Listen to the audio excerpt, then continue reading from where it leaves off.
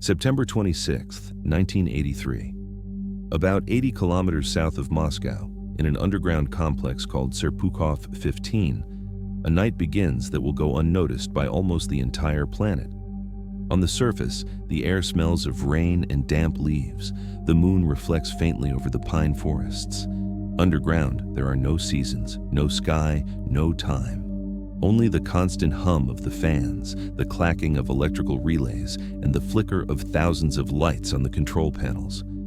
The clock reads 00:15 hours. The duty officer, Stanislav Petrov, sits before a row of monitors that display data in phosphorescent green. Around him, a dozen technicians check screens, jot down figures, and watch the great luminous mural that represents the map of the Northern Hemisphere. Each red dot on that map symbolizes a satellite of the Soviet early warning system, each line a possible trajectory of enemy missiles. That night, the system is at maximum alert. Tension between the United States and the Soviet Union has reached levels not seen since the Cuban Missile Crisis of 1962. Weeks earlier, a South Korean civilian airplane, KAL-007, had been shot down by Soviet fighters. Washington responded with sanctions, threats, and an intensification of military maneuvers in Europe. In the Kremlin, there is murmuring that NATO is preparing a preemptive nuclear strike. In Serpukhov 15, the men do not talk about that. Their job is not to interpret politics, but to react to it. The protocol is clear. If the system detects a launch, they must inform the high command immediately. The estimated time between detection and impact would be barely 20 minutes. Every second lost could mean the destruction of the country. Petrov watches the central panel. For hours, the numbers have remained stable without variation. Nothing suggests danger. Then, suddenly, an alarm shatters the silence. A red light blinks above the monitor.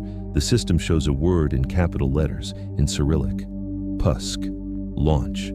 A ballistic missile has been detected leaving a base in the United States. The coordinates correspond to the state of Montana. The Oko satellite in geostationary orbit confirms the infrared flash of the launch. Petrov feels his heart pounding in his temples. By protocol, he must report immediately. A single call would be enough for the chain of command to activate the automatic nuclear response. The decision time is 5 minutes. 5 minutes to determine whether the world has gone to war. But before he picks up the phone, the alarm sounds again. A second red light, then a third, afterward a fourth and a fifth. The system now shows 5 missiles heading toward the Soviet Union. The computer calculates their flight time, 14 minutes. Petrov remains motionless. Around him, the technicians look at him, awaiting an order. The air seems to have thickened. The bunker lights throb like a panicked heart. The metallic voice of the system repeats the warning, nuclear attack in progress. Petrov clenches his fists. He looks at the screen, then the phone, then the clock. He knows that if he is wrong, millions will die. He knows that if he is right, perhaps no one will ever know. In that underground room, a single man has the power to start or stop the end of the world. And that night, he decided not to believe the machine. The year 1983 was a boiling point in the history of the 20th century. The Cold War, which for decades had been maintained in a balance of threats and diplomacy, turned into a duel of paranoia. In Washington, President Ronald Reagan had adopted a defiant tone. In his Evil Empire speech, he had described the Soviet Union as the root of all the political darkness in the world. In response, the Kremlin closed the last windows of trust. Embassies became fortresses, diplomatic cables encoded suspicions, and while leaders traded speeches, armies traded preparations. In March of that year, Reagan announced the Strategic Defense Initiative, a program that promised to protect the United States from a nuclear attack through the use of space-based interception systems. In Moscow, the news was interpreted not as a defense, but as the first step toward an attack. "They want to take the war to the sky," murmured a military advisor in a Politburo meeting. Khrushchev had died almost 2 decades earlier, but his legacy of pride and distrust was still alive. The marshals of the Red Army, trained in the logic of the Second World War, understood only one language: If the enemy prepares, you prepare too. The summer brought an event that transformed tension into fear. On September 1st, 1983, a South Korean civilian plane, flight KL-007, strayed from its route over the Pacific and accidentally entered Soviet airspace. Radars identified it as an American spy plane. Two Su-15 fighters took off from Sakhalin, intercepted it, and, after a confused order, opened fire. The 269 people on board died. Among them, a United States congressman. Within hours, the incident filled headlines around the world. Washington called the act barbaric. Moscow spoke of imperialist provocation. From then on, every Western move was observed as a possible prelude to disaster. In early November, NATO began the military exercise Able Archer, a routine simulation of nuclear attacks. But its scale and realism led the Soviets to believe it was a cover for a real strike.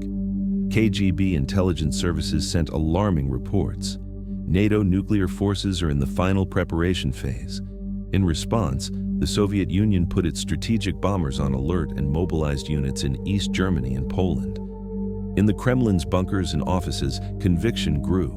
The West was not playing. State television spoke of provocations, of missiles aimed at Moscow, of armies moving to the borders of the Warsaw Pact. The rhetoric hardened.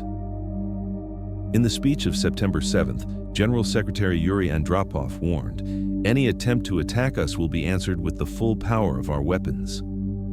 Behind those words, however, was a sick and frightened man, a leader who saw conspiracies in every foreign decision. The Soviet intelligence services knew that if American missiles were launched, they would take just 20 minutes to reach Moscow. 20 minutes to detect, confirm, and respond. 20 minutes between life and annihilation. Therefore, the early warning system had to react without error, without hesitation. The newly installed OCO satellites were the technological jewel that was supposed to guarantee the country's survival. But no one had foreseen that they could also fail. One night, in a closed-door meeting, a general staff officer uttered a sentence no one forgot. "The Americans do not need to fire to destroy us. They only need to make us believe they have." The words lingered like a warning. No one knew how close they were to becoming prophetic. That was the atmosphere enveloping the world the night Stanislav Petrov took his shift in Serpukhov 15. A planet divided between two ideologies, sustained by mutual fear, watched by computers incapable of doubt. Never since 1962 had the planet been so near the edge. For the Soviet High Command, the defense of the country no longer depended on armies or borders, but on time. 20 minutes. That was the only distance separating life on Earth from nuclear fire. In those 20 minutes, the early warning system had to see, analyze, and decide before any human being could even react. That is why, in the late 1970s, the Soviet Union decided to entrust its fate to machines. The project was called OKO, which in Russian means "I." It was a space surveillance system formed by a network of geostationary satellites orbiting over the Northern Hemisphere. Its mission was to detect in real time the launches of intercontinental missiles from the United States. Each satellite carried high-sensitivity infrared sensors capable of registering the heat generated by a rocket's engines at liftoff. If even one of them detected an anomalous flash, the signal was sent to the command center in Serpukhov 15, where specialized computers analyzed the thermal pattern, the ascent angle, and the speed of the supposed missile. On paper, it was a masterpiece of engineering. In practice, a desperate gamble. The sensors depended on extremely precise conditions: the position of the sun, the inclination of the orbit, the transparency of the atmosphere. A minimal variation in the angle of light could transform a reflection into a false launch. Moreover, the system only watched the United States horizon. It could not see beyond the edge of the planet. If the satellite misaligned by a few degrees, the software interpreted the sun's glare on clouds as propulsion fire. The Soviet Union had invested billions of rubles in that program. It was the Kremlin's technological pride, the invisible shield that was to warn of an attack before enemy missiles crossed the Atlantic. Technicians described it as a machine that does not sleep. Yet that same machine had been in operation only a few months when Petrov took his watch. No one knew how many errors it might make. Inside the bunker, operators were trained to trust the data blindly. The system was presented as infallible. If the screen said attack, it was an attack. If it said launch, protocols required activating the response. There was no room for doubt or for human interpretation. Simulations taught officers to think like the computer, fast, precise, without emotion. Speed was the new faith. That phrase was repeated in Defense Ministry reports. In an era when war could begin in minutes, doubt was a luxury survival could not afford. Petrov knew every line of code in the system. He had taken part in the testing phases. He had seen how sensors failed during solar storms or when the sun aligned over the northern states of America. He knew that, despite its sophistication, OKO was not infallible. But in the Soviet military, to question a machine was to question the state. The Serpukhov 15 control center, where he worked, was the heart of the system. From there, the alerts, trajectory calculations, and direct communications with the general staff in Moscow were coordinated. Data traveled through armored cables underground, encrypted and sealed in layers of security. The flow was constant, unbroken. Each blink on the monitors could mean the beginning of the end. The OKO system had no feelings, no fear, no judgment, only numbers. And in an era dominated by distrust, those numbers were more believable than people. The world's fate had passed from human hands to algorithms, because if the machine said the enemy had launched, no one should doubt. Stanislav Yevgrafovich Petrov was born in 1939 in the far east of the Soviet Union, at a time when the entire country was learning to live under the weight of war. His father had been a fighter pilot during the Great Patriotic War. His mother, a military nurse in field hospitals on the Western Front. As a child, Petrov grew up listening to tales of heroism and sacrifice, but also of fear, confusion, and mistakes. Those stories shaped his view of the world. In his parents' accounts, the heroes were never those who obeyed without thinking, but those who knew when to stop. Unlike many officers of his generation, Petrov did not dream of flying or of rising through the military hierarchy. He wanted to understand how things worked. He studied engineering in Kyiv and then joined the Soviet Air Defense Force not out of political vocation, but because that was where technology reached its highest limits. His comrades said he had the gaze of a scientist, not that of a soldier. In an army where obedience was a virtue, Petrov represented what was uncomfortable, the mind that doubts. During the 1970s, he worked as a technical analyst on defense automation projects. He participated indirectly in the development of the OKO early warning system. He knew its diagrams, its margins of error, its vulnerabilities. When he was reassigned to Serpukhov 15 as duty officer, it was not a prestigious post, but a routine, almost bureaucratic task. His job consisted of verifying the data arriving from the satellites and transmitting it up the chain of command. In theory, he was to be a machine within the machine. But Petrov did not quite fit that mold. He was methodical to the point of obsession, yet he had a dangerous habit in a rigid system, asking questions. If something did not seem logical, he said so. If a protocol seemed absurd, he argued it. His superiors considered him competent, though difficult to manage. For his colleagues, he was simply different. In an environment where orders were carried out without reply, he spoke of probabilities, of human errors, of technical failures. In an interview many years later, Petrov recalled, "I was not a hero. I was an engineer, a man accustomed to asking questions." That sentence defined his character and, unknowingly, his fate. His life outside the service was simple. He lived with his wife and 2 children in a modest apartment in Friazino, a Moscow suburb. His friends remembered him as a reserved man, with a light irony and a sense of duty more rational than patriotic. He had no political ambitions, nor did he seek medals.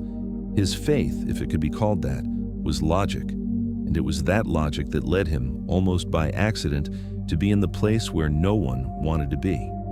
On the night of September 26, 1983, another officer was supposed to take his post in Serpukhov 15, but a coincidence in the calendar changed the shifts at the last minute. Petrov agreed to replace him without thinking too much about it. Years later, when journalists asked him whether he believed in destiny, he answered with a tired smile, "No, I believe in planning errors." That night, seated before the Oko Systems panel, with the world map projected in front of him, Stanislav Petrov was neither a soldier nor a symbol. He was just a man.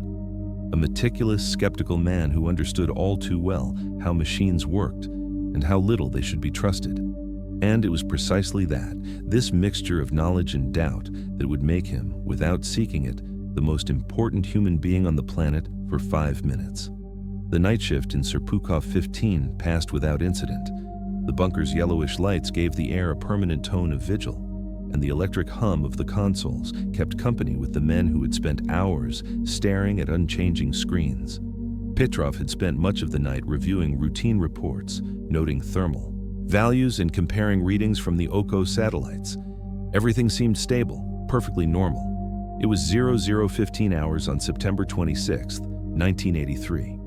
Then, the silence was cut by a metallic, sharp, insistent sound, an alarm. On the main monitor, red letters appeared in capital letters, "Pusk, launch."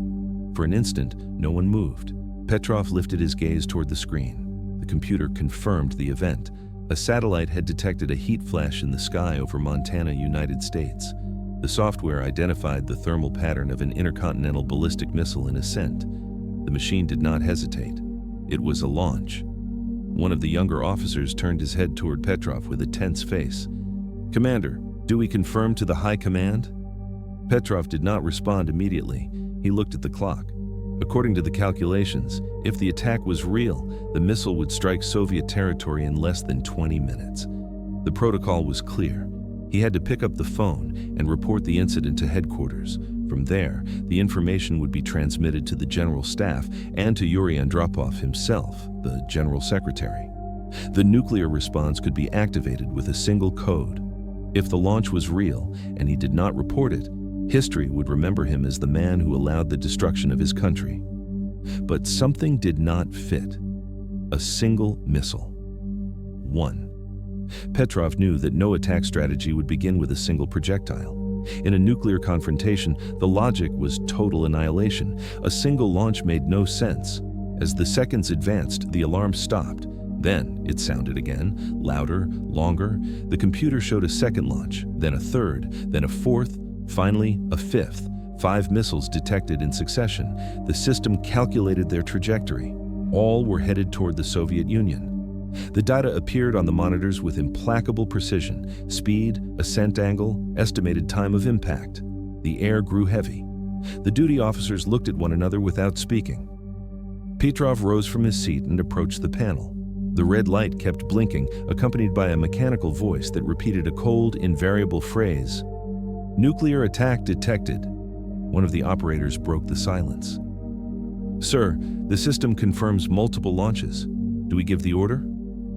Petrov breathed deeply. "Not yet. We will wait for ground radar confirmation." The young operator looked at him, bewildered. "But the protocol—" "I know," Petrov interrupted, "precisely for that reason." He knew that the ground radars would take a few minutes to verify the real existence of the missiles. If it was an authentic attack, those minutes could cost them their response. But if it was an error, those minutes would save the planet. The clock marked the passage of time with cruel indifference.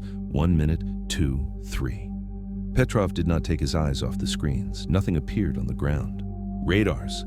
Only the satellite's warning. 5 missiles, 15 minutes of flight, 100 million lives. In his mind, possibilities multiplied. A sensor failure, solar interference, an optical coincidence. He had seen such cases during system tests. And yet, the fear was real. If he was wrong, the story would end in silence and fire. The voice of a senior officer pulled him from his thoughts. "Commander Petrov, we need your decision." Petrov looked at the screen one last time. "There is no radar confirmation," he said firmly. "It cannot be an attack." His words sank into the bunker's air like a sentence. No one dared argue. The phone, destined to report the start of a war, remained in its place. And while the system continued announcing the missile's approach, Petrov decided to wait. The clock kept its course. 10 minutes later, the alerts disappeared. No impact, no missile, only silence. That instant lasted less than 5 minutes, but it was enough to hold back the end of the world. The sound of the telephone cut through the bunker's silence like a shot. It was the direct line to the General Staff Command Center. No one in Serpukhov 15 wanted to hear it ring, because it meant the incident had already been detected at higher levels. Petrov looked at the receiver for a few seconds, without touching it, as if mere contact could seal a fate. When he finally answered, the voice on the other end was tense, dry, military. "Lieutenant Colonel Petrov, do you confirm the attack?" The silence lasted too long. Every eye in the room was fixed on him. "I do not know. Yet." There was an almost inaudible murmur on the line, then an order. "Review the data. We have no margin." Petrov hung up without replying. He turned to his men. The operators were waiting for his signal, some with trembling hands on the panels. The red light was still on, blinking with a hypnotic rhythm. The system's mechanical voice repeated its iron sentence: "Nuclear attack detected."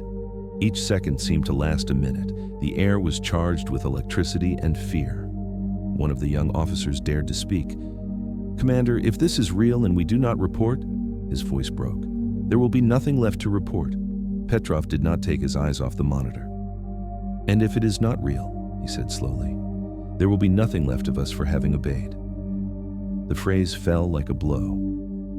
It was the truth no one wanted to say aloud. The system had been created to react without thought, to eliminate human error. But now, in that windowless room, that very margin was the only thing separating doubt from cataclysm. Minutes passed. Calls from Moscow came insistently. They wanted an answer. Is the attack confirmed? Yes or no? Petrov knew that if he uttered a yes, the chain would be irreversible.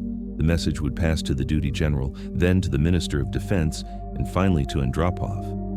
In a matter of minutes, thousands of Soviet missiles would be launched toward the United States. There would be no way to stop them afterward. He looked at the electronic map of the Northern Hemisphere. The trajectories kept blinking, but logic betrayed them. 5 missiles were not an attack. A nuclear strike had to be total, massive, immediate. No enemy commander would risk a guaranteed response by sending only 5 projectiles. It was an absurd gesture, a suicidal move. Petrov wiped his forehead. Sweat ran down his temples, but his voice, when he spoke again, sounded firm. "We will wait for ground confirmation." Silence returned, heavy, interminable. The clock marked the seconds with cruel precision. 14 possible minutes of flight, then 12, then 10. Nothing. The ground radars remained empty. Another call. This time the voice was harsher. "Lieutenant Colonel, I repeat, is there a confirmed attack?" Petrov took a deep breath. "Negative. Without radar confirmation, it is not an attack." He hung up. In the room, no one moved. Some looked at him in astonishment, others in disbelief. They knew he had just broken the most sacred protocol of Soviet defense. If he was wrong, history would remember him as the man who condemned his country. If he was right, no one would remember him at all. The system continued repeating its impersonal, monotonous sentence. The system demanded obedience. Petrov offered doubt. 5 minutes later, the monitor stabilized. The alarm ceased. The final report was automatic. "False alarm, full analysis pending." The clock moved toward 0030. The world remained intact, though no one in that room yet dared to breathe with relief. Petrov let himself fall into his seat, exhausted. He had made a decision against everything the system expected of him, and for a few minutes, humanity had hung by his silence. Hours after the incident, when the alarms had gone quiet and the operators had left the bunker with their faces pale from exhaustion, the technical reviews began. Engineers analyzed the recordings, the orbital angles, the thermal readings, searching for a logical cause, and what they found was so improbable, it felt like fate's mockery. The satellites of the OCO system, designed to detect the infrared signature of missile launches, had been fooled by sunlight. At that precise instant, the Earth's position, the satellite's orbital tilt, and a cloud formation over Montana coincided in an almost perfect alignment. The sun's reflection, bouncing off the tops of the clouds, was captured by the sensors as an intense heat flash, identical to rocket exhaust at liftoff. A geometric coincidence, an impossible error. The system's algorithm, unable to distinguish between reflected light and a missile's combustion, interpreted the phenomenon as a series of consecutive launches. The computer did what it was programmed to do: calculate trajectories, estimate speeds, and generate an alert. No human mind had foreseen that the sun could resemble war so closely. Petrov had suspected as much in the moment. During OCO testing, he had seen simulations where small variations in light intensity produced false results. He remembered engineers mentioning saturation errors when the infrared sensor received too much light at a specific angle. Those tests had seemed anecdotal, simple lab notes. But that night, thousands of kilometers underground, those notes became the margin separating civilization from its end. In the subsequent reports, it was determined that the system had functioned exactly as it should. The machine had not failed, the world around it had. Algorithms could only interpret, not understand. They knew nothing of dawns, atmospheres, reflections. They did not know how to doubt. Petrov did. While authorities reviewed protocols, he understood that his intuition had been the only thing that prevented catastrophe. The computer cannot be wrong, the manuals said, but he knew that any machine, no matter how perfect, depended on the human eyes watching it, and that night, those eyes chose to distrust. I knew the machine could be wrong, he would say years later. What I did not know was that if it was wrong, the world would not get a second chance. Technicians recorded the incident as an optical anomaly due to solar interference, a clean, bureaucratic, almost innocent term. But hidden in that antiseptic language was a monumental fact. For 5 minutes, sunlight had simulated the beginning of the apocalypse, and a single man in a windowless room had had the lucidity to stop it. The flaw was corrected in later versions of the OCO system, but trust was already wounded.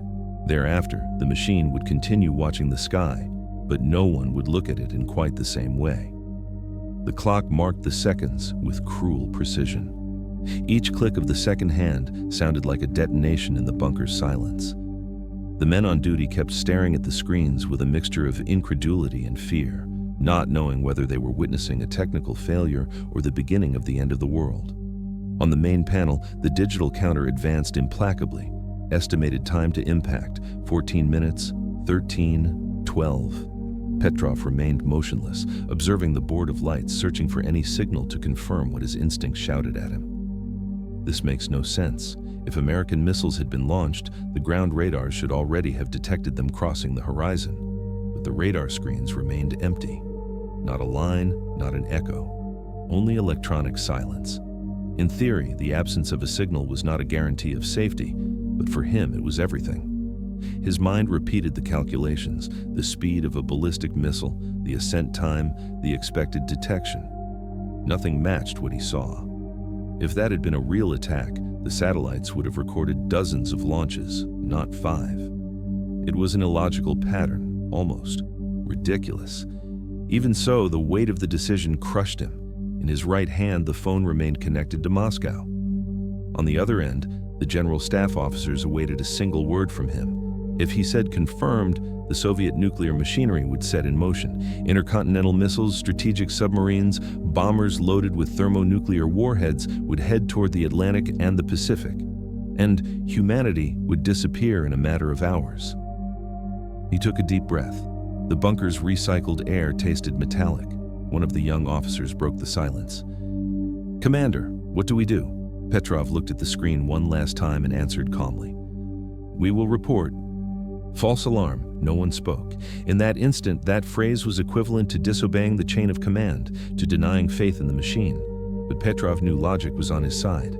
He lifted the phone, informed the liaison officer, and dictated his assessment with a firm, unwavering voice.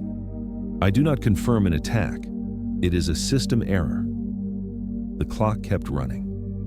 For 5 more minutes, the world remained suspended in an impossible silence. In Washington, no one knew that a Soviet officer had just saved them. In Moscow, no one imagined that their country had been on the verge of responding to an illusion. In the bunker, no one moved. And then, without announcement or noise, the board's lights changed. The red alerts went out one by one. The monitors restarted. On the system's top line, a simple antiseptic technical message appeared. Alert canceled. No launch confirmation. Held breaths released as a single sigh. Petrov closed his eyes for an instant, exhausted, and leaned his head against the back of his chair. No one applauded. No one said anything. Only silence hung in the air, a heavy, dense silence that smelled of electricity and fear dispersed. Later, he would write in his official report that the system had produced a false launch signal, and that the decision not to report had been based on situational analysis and tactical probability. It was a cold description for a night when one man, alone, decided to trust his reasoning over the machine. In 5 minutes, the world stood at the brink, and it survived because one man decided not to follow orders. When the alarms ceased and the monitors returned to their usual calm, the men of the night shift remained at their posts without speaking. The tension did not dissipate at once. The silence that followed was heavier than the wail of the sirens. Outside, the night continued as if nothing had happened, but underground, in the Serpukhov 15 bunker, everyone knew that something unrepeatable had occurred. Hours later, the complex's metal doors opened to admit high command officers. They brought no congratulations, but forms. Petrov was removed from his post and taken to an isolated room, without a clock, without windows. He was required to deliver a complete report, minute by minute, of what had happened. Every decision, every omitted order, every spoken word had to be justified. They interrogated him for more than 10 hours, again and again with the same questions, as if they were searching for a crack in his story. No one congratulated him for his prudence. No one thanked him for having averted the end of the world. In the system's language, nothing had happened. Officially, there had been no threat, no failure, no alarm. And if there had been no threat, there was no merit either. The final report, signed by the Ministry of Defense, classified the event as a technical anomaly without operational consequences. No document mentioned Petrov's name. No decoration was proposed. To recognize his role would have been to recognize that the system in which the Kremlin had invested billions of rubles and in which it had placed its total trust was imperfect. And for the Soviet Union, admitting an error was admitting vulnerability. For weeks, Petrov was watched with distrust. His superiors described him as disciplined but emotionally unstable. Some insinuated he had acted out of cowardice, others that he had disobeyed orders through indecision. The truth did not matter. The story that protected the system did. Shortly afterward, he was transferred to an administrative post and relieved of his function in the command center. No one explained whether it was a punishment or a precaution. They told him the incident would remain between us. And so it did. For more than a decade, the world knew nothing of that night. At home, Petrov avoided talking about it even with his wife. She noticed the weight in his gaze, the nights he did not sleep, the ever longer silences. He only said, "It was a computer error." Nothing more. Sometimes, while he smoked by the window, he remembered the alarm's drone, the blinking red lights, the implacable clock. He knew that if another man had been in his place, perhaps the world would no longer exist. But no one seemed to want to know. The file was sealed with the word "classified" and archived in a steel drawer alongside thousands of routine reports. History, as so often, preferred to forget. Stanislav Petrov was neither celebrated nor condemned nor understood. He was simply set aside. And outside that windowless bunker, no one, neither in Moscow nor in Washington nor anywhere else on the planet, ever knew what he had done for everyone. For more than a decade, no one outside the Soviet Union knew what had happened that September night. The archives stayed sealed, the witnesses silent, and Petrov's name was erased from official records. History moved on, as if the world had not been 5 minutes from disappearing. But silence does not last forever. In the early 1990s, with the dissolution of the Soviet Union, a new generation of journalists and analysts began to dig among the remains of the old military apparatus. It was then that a retired colonel mentioned almost casually that in 1983, a low-ranking officer had disobeyed the computer and prevented a nuclear catastrophe. The claim seemed so improbable that no one believed it at once, but when documents began to be declassified, the pieces fell into place. The Western world discovered with astonishment that, in the middle of the Cold War, humanity's fate had depended on an individual decision. No order, no committee, no red code, just a man who decided not to obey. United States intelligence reports, reviewed after the Soviet collapse, confirmed that there had been no launch from their silos in Montana that night. The Soviet system's alarm had been triggered by an optical phenomenon, an imperfection of the sun. Defense agencies on both sides analyzed the incident with alarm. In Washington and Moscow, experts agreed for the first time on something. The world had been lucky. Far too lucky. The possibility that a technical error could provoke a global war was more real than anyone had wanted to admit. As a result of that discovery, new measures of direct communication between nuclear powers were implemented. The so-called hotline connecting the Pentagon with the Kremlin was reinforced, and protocols were developed to verify any alert by means of multiple confirmations, both human and automatic. The lesson was clear. Speed could be as dangerous as ignorance. Missile detection systems were also revised, both Soviet and American.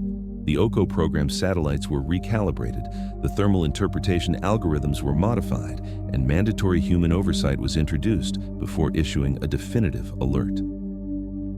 In the United States, the CIA and the NSA studied the event with a mixture of fascination and terror. They discovered that, for more than a decade, the Soviet system had been so sensitive that a cloud lit by dawn could have triggered a nuclear exchange.